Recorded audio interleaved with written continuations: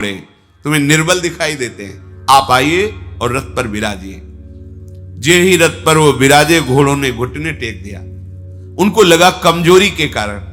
उन्होंने कहा देखो, जब मैं बैठा तो ये घोड़े घुटने टेक दिए, ये यात्रा करेंगे। बोले महाराज, अब ये भूमि को प्रणाम करके भूमि का स्पर्श भी नहीं करेंगे। ये वायु वेग से चलने वाले घोड़े हैं और मैं इनकी परीक्षा करके इनको जांच करके लाया हूं। ऐसा ही किया, रथ पर विराजमान हुए, चल पड़े। अचानक वो दुपट्टा संभाल नहीं पाए, गिरा। उन्होंने कहा हमारा दुपट्टा गिर गया है, रुको। तो उनका महाराज, पता है कितने कोस आप आगे निकल चुके? आपका दुपट्टा गिरा और आप बोले इतने में कई योजन हम आगे निकल चुके हैं। इतनी तीव्र गति रथ की। तो उनका आश्चर्य है तुम्हारी अश्व विद्या को, पर मेरी भी विद्या आप समझ लीजिए, मैं गणित विद्या में पूरे विश्व में नंबर 1 में हूं। तो उनका महाराज, कहना अलग बात होता है, प्रमाण दीजिए।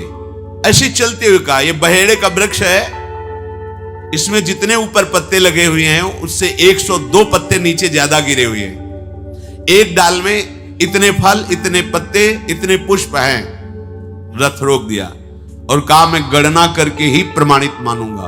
तो उनका, अगर इसकी गणना में लगोगे तो स्वयंवर में नहीं पहुंच। बोले आप निश्चिंत रहिए।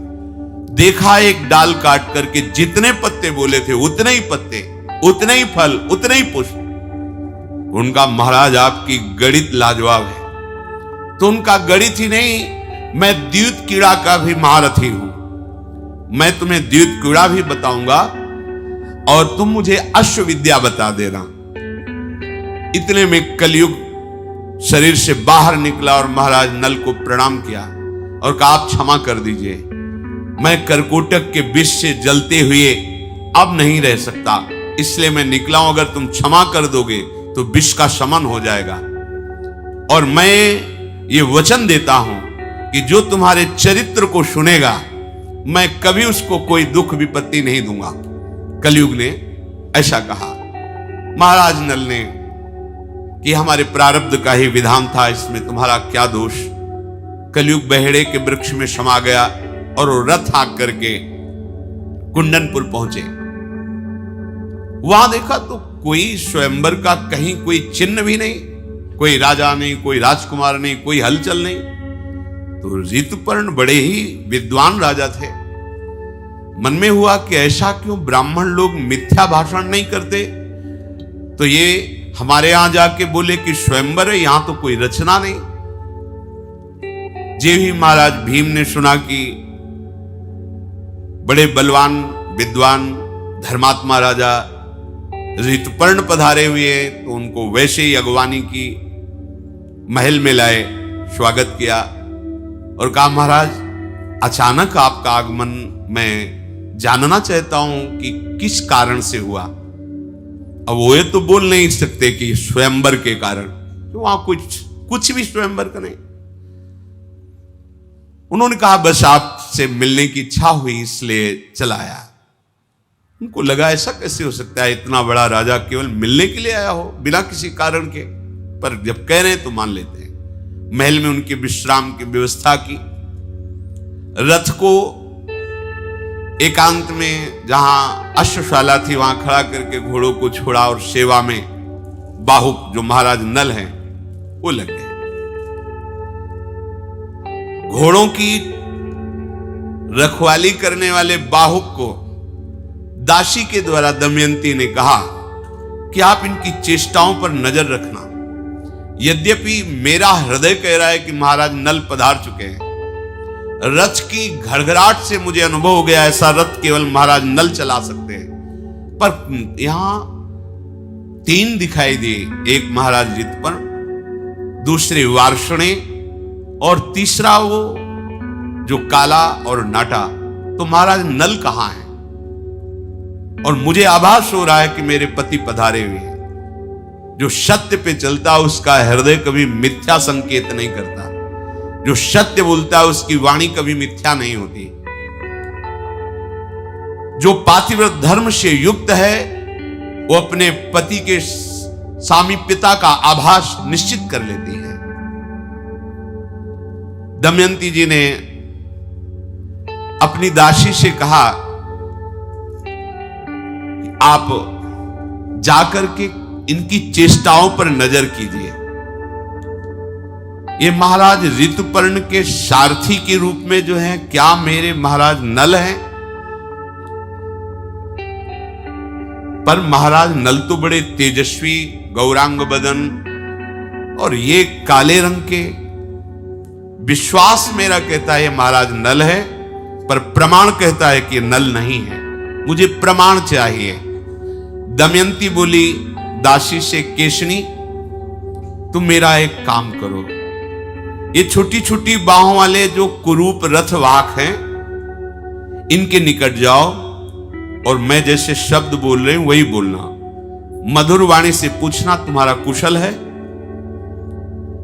साथ ही उनके नेत्रों को देखना, उनकी चेष्टाओं को देखना, और फिर मुझे मेरी जो शंका है कि मेरे महाराज नल हैं पर बाहरी प्रमाण नहीं है, फिर मैं जैसा विचार करूं फिर वैसा तुम करना। इनके सामने एक बात कहना कि जब एक ब्राह्मण ने ऋतुपर्ण की सभा में श्लोक सुनाया था तो तुमने उत्तर दिया था, तुम उस विषय को कैसे जानते हो? वो दूती बड़ी सावधानी से गई और बाहुक को प्रणाम करके बोली, तुम्हारा कुशल हो, तुम स्वस्थ हो, तुम्हें यात्रा में कोई विघ्न तो नहीं हुआ? मैं आपको देखकर बहुत प्रसन्न हूं,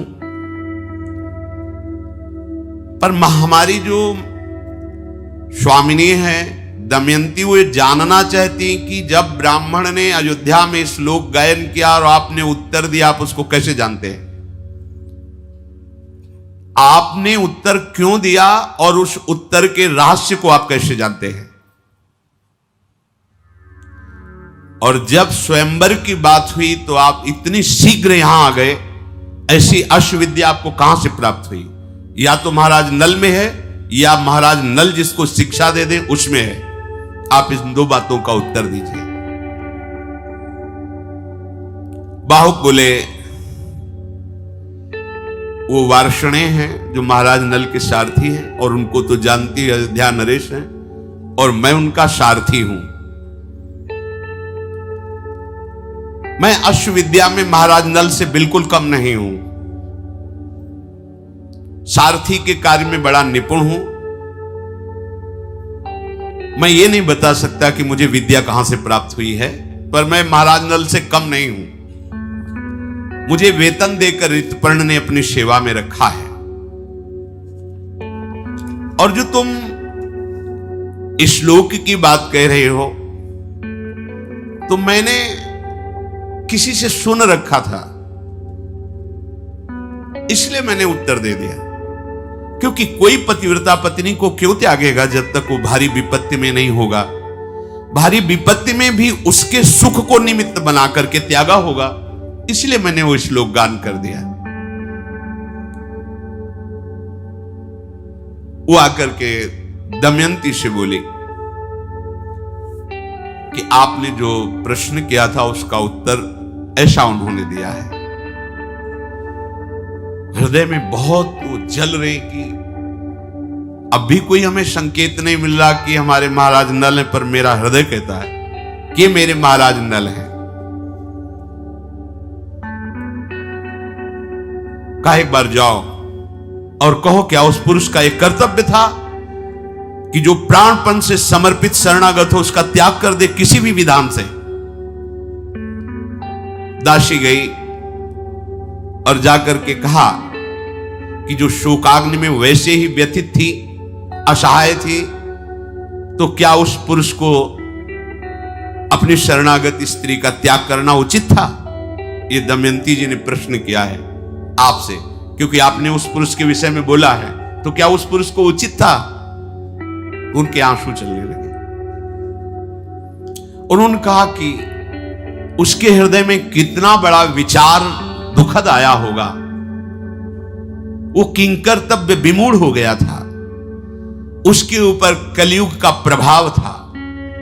कई कारणों से उन्होंने अपनी प्रिय पत्नी का त्याग किया, ना कि क्रोध से, ना कि दोष दृष्टि से।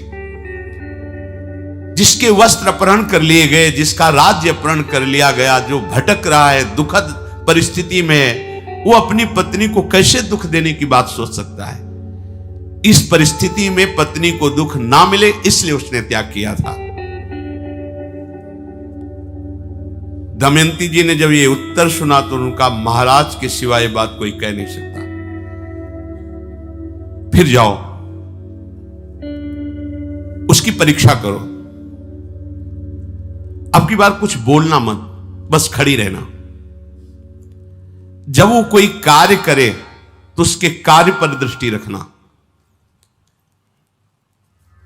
उनको बोलो कि हमारे यहां कोई भूखा नहीं रह सकता, तुम आए हो, थक गए हो, भोजन पाइए, पर सब कच्चा लेके जाना, कुछ भी पका नहीं होना चाहिए। और जब वो पकाएं तब तुम थोड़ा सा निकाल कर मेरे पास ले आना और उनकी पकाने की विधि को देखना।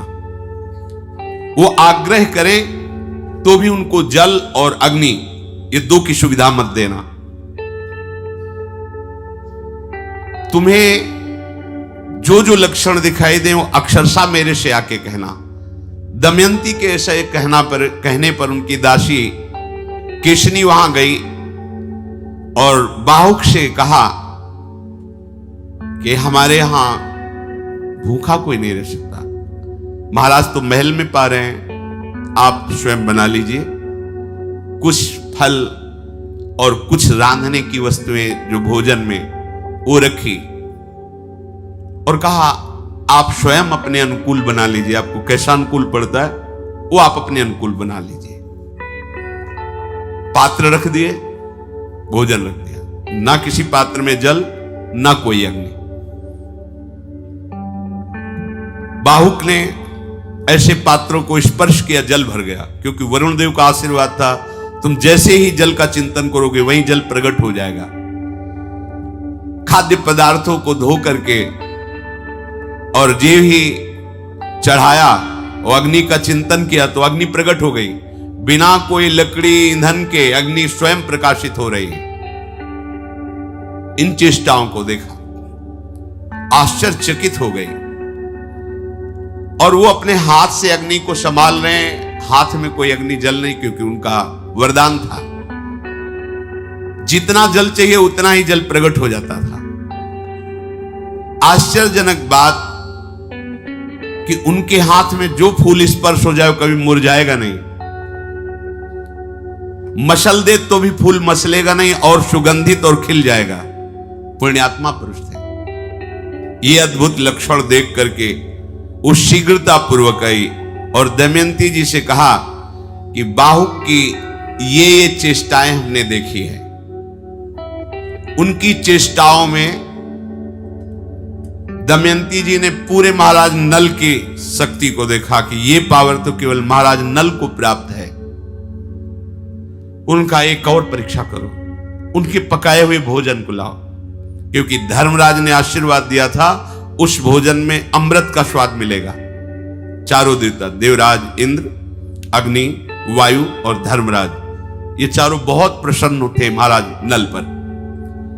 बातचीत में लगाकर चतुर्दासी ने थोड़ा सा भोजन निकाला और वो दमयंती को जाके दिया। दमयंती ने जो ही पाया उनका पक्का ये महाराज नल हैं। अब मुझे पूर्ण विश्वास हो गया, कोई संशय नहीं, ये महाराज नल हैं। और वो व्याकुल होकर के रोने लगी। किसने से कहा है इंद्रसेनी और इंद्रसेन कुमार कुमारी को ले जाओ, उनके समीप जाओ, देखो उन बच्चों के साथ कैसी चेष्टा करते हैं। इंद्रसेना और इंद्रसेनी को जो ही समीप ले गए, महाराज नल जो बाहुक रूप में थे, कई वर्षों बाद अपने बच्चों को दौड़ पड़े, दोनों बच्चों से लिपट करके बहुत जोर जोर से रोने लगे। फिर एकदम सावधान हुए और दासी से कहा, बड़े प्यारे बच्चे हैं, मैं अपने बच्चों से विलग हूं, इसलिए इन बच्चों को देखकर मुझे अपने बच्चों का प्यार आ गया इसलिए दुलार किया। देखो तुम बार बार यहां मत आओ, बच्चों को ले जाओ और यहां मत आओ, कहीं कोई शंका न कर ले, अब दोबारा यहां मत आना। वो बच्चों को लेकर चली गई और पूरा वैसे बताया कि महाराज ऐसी ऐसी चेष्टा करके रोने लगे थे। महाराज नल जो बाहुक रूप में हैं, दमयंती ने अब निश्चय किया कि अब मैं दर्शन करूंगी, अब कोई संशय नहीं, मेरे महाराज नल ही है। मां से कहा, मां ये जो बाहुक सारथी है, अब संदेह नहीं, मैंने परीक्षा करके देख लिया है, मेरे पति महाराज नल हैं, सारे लक्षण महाराज नल के हैं, केवल रूप नहीं है, इसलिए मैं स्वयं जाकर के देखना चाहती हूं, पर जब तक आपकी आज्ञा नहीं होगी तब तक मैं ना उनके पास जा सकती हूं ना उनको बुला सकती हूं। आप आज्ञा कीजिए, मैं जाऊं या आप बुला दीजिए उनको महल में। दमयंती के ऐसा कहने पर महारानी ने विदर्भ नरेश भीम को यह सूचना दी कि आपका आदेश मिले तो महल में उनको बुला लिया जाए। उनका आदेश हो गया। महाराज नल को राजभवन के भीतर महल में लाया गया। दमयंती ने राजा नल के नेत्रों में सब छुप सकता है लेकिन नेत्र नहीं छुप सकते। नेत्र से भाव प्रकट हो जाते हैं। कोई भी कैसा भी, अगर चोर भी है और आप सही नेत्रों में नेत्र मिलाए तो नेत्र बता देंगे। उनके नेत्रों में प्रेमी है तो नेत्र से पता चल जाएगा, द्वेषी है तो नेत्र से, छल कपट है तो नेत्र, सब छुपा सकते हो, नेत्र नहीं छुपा सकते, पर नेत्र पहचानने की योग्यता होता। दमयंती जी ने जे ही नेत्र, परिग्रह रहित जीवन होना चाहिए। राधे राधे प्रिय भक्तों, यदि आपका मन हर समय चिंता, डर, क्रोध, तनाव और बेचैनी से भरा रहता है तो आज का यह संदेश आपके जीवन की दिशा बदल सकता है। अंत तक अवश्य सुनिए, क्योंकि हो सकता है भगवान श्री कृष्ण आज खुद आपको यह वीडियो के सामने लाए हैं। यदि आप चाहते हैं कि ऐसे ही सत्संग और प्रेरणादायक प्रवचन आप हर रोज पहुंचते रहे तो हमारे चैनल को सब्सक्राइब करें, वीडियो को लाइक करें और कमेंट बॉक्स में एक बार राधे राधे अवश्य लिखें। मनुष्य का सबसे बड़ा मित्र भी उसका मन ही है। यदि मन शांत है तो छोटी सी झोपड़ी भी महल जैसी लगने लगती है, लेकिन यदि मन अशांत हो तो महल में रहने वाला व्यक्ति भी खुश नहीं रह सकता। भगवान श्री कृष्ण ने गीता में कहा है कि जिसने अपने मन को जीत लिया उसने संसार को जीत लिया, लेकिन जिसने मन को हारने दिया वह हर जगह दुखी ही पाया गया।